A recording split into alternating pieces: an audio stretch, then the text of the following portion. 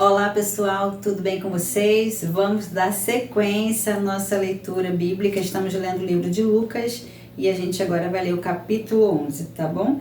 Seja bem-vindo, eu espero que você esteja aí na sua rotina de leitura bíblica diária, que você esteja ganhando fortalecimento na sua constância, tá bom? E eu tô torcendo aqui para depois você fazer comentários aqui de como tá sendo essa rotina para você e se você já conseguiu criar constância com essa jornada de leitura bíblica, tá bom? Então vamos lá. Lucas capítulo 11.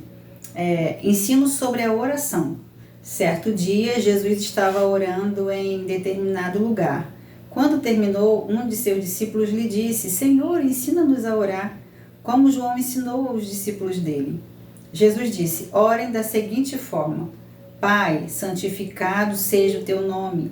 Venha o teu reino, dá-nos hoje o pão para este dia e perdoa nossos pecados, assim como perdoamos aqueles que pecam contra nós, e não nos deixe cair em tentação. Esse é o modelo de oração que Jesus deixou aqui.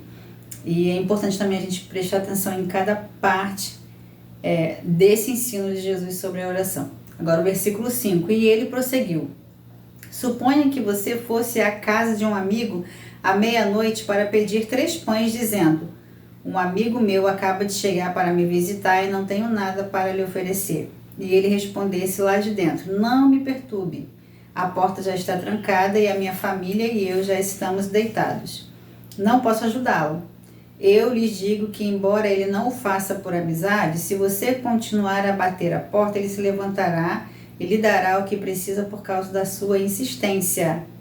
Então, insistência. Portanto, eu lhes digo: peçam e receberão, procurem e encontrarão, batam e a porta lhes será aberta. Pois todos que pedem, recebem. Todos que procuram, encontram. E para todos que batem, a porta é aberta. Vocês que são pais, respondam: se seu filho lhe pedir um peixe, você lhe dará uma cobra?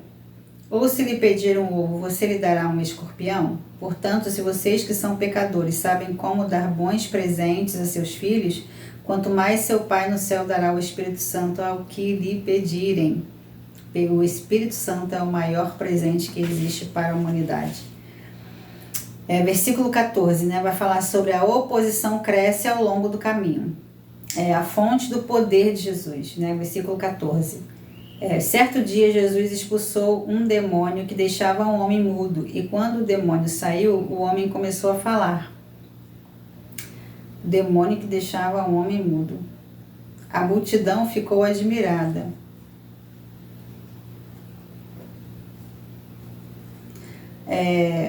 A multidão ficou admirada, mas alguns disseram: é pelo poder de Beelzebu, o príncipe dos demônios, que ele expulsa os demônios. Outros exigiram que Jesus lhe desse um sinal do céu para provar sua autoridade.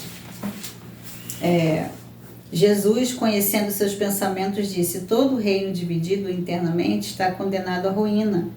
Uma família dividida contra si mesma se desintegrará. Vocês dizem... Olha só, uma família dividida contra si mesma se desintegrará. Isso aqui é um princípio milenar para aprender. Vocês dizem que eu expulso demônios pelo poder de Beelzebu, mas se Satanás está dividido e luta contra si mesmo, como seu reino sobreviverá? E se meu poder vem de Beelzebu, o que dizer de seus discípulos? Jesus confrontava bastante com perguntas, também um aprendizado aqui interessante. Eles também expulsam demônios de modo que condenarão vocês pelo que acabam de dizer.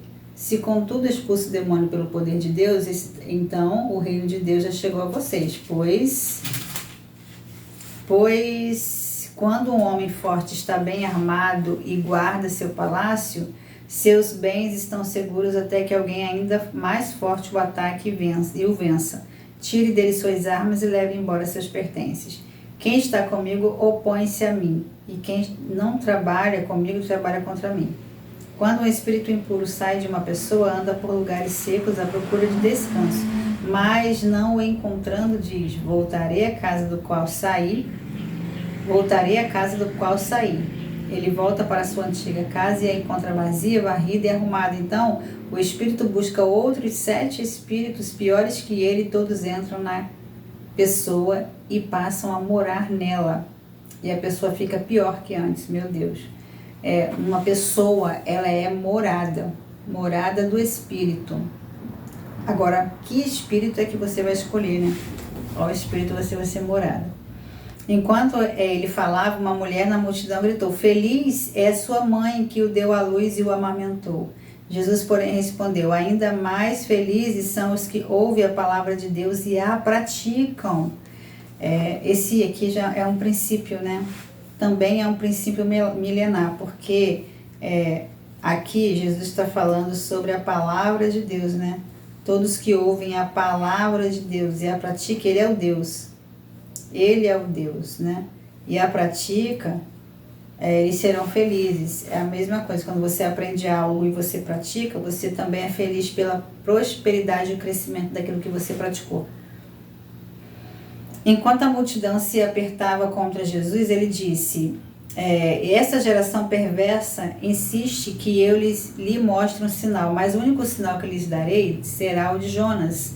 Você também aqui um outro princípio, Jesus não está necessitando da validação de ninguém, né? Ele não está caindo também nas questões das pessoas, porque as pessoas não acreditavam nele e está tudo bem, né? Ele não necessitava de validação de ninguém.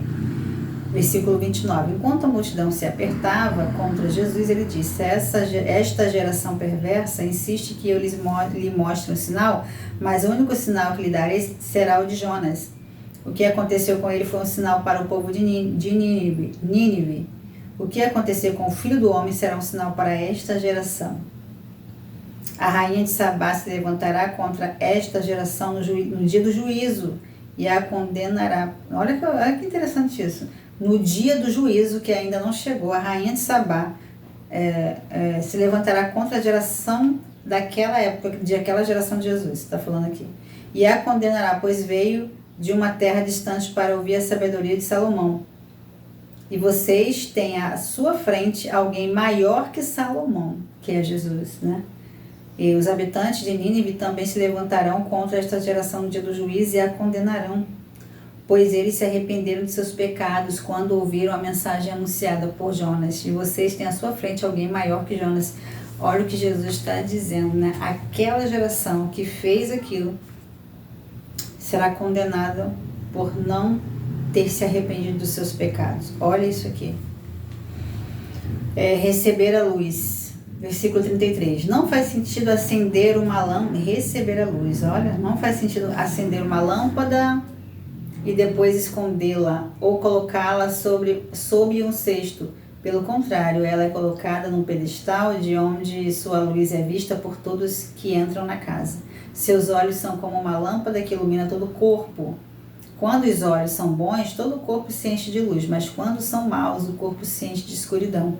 Portanto, tomem cuidado para que sua luz não seja, na verdade, escuridão. Se estiverem cheios de luz, sem nenhum canto escuro, sua vida inteira será radiante, como se uma lamparina o estivesse iluminando.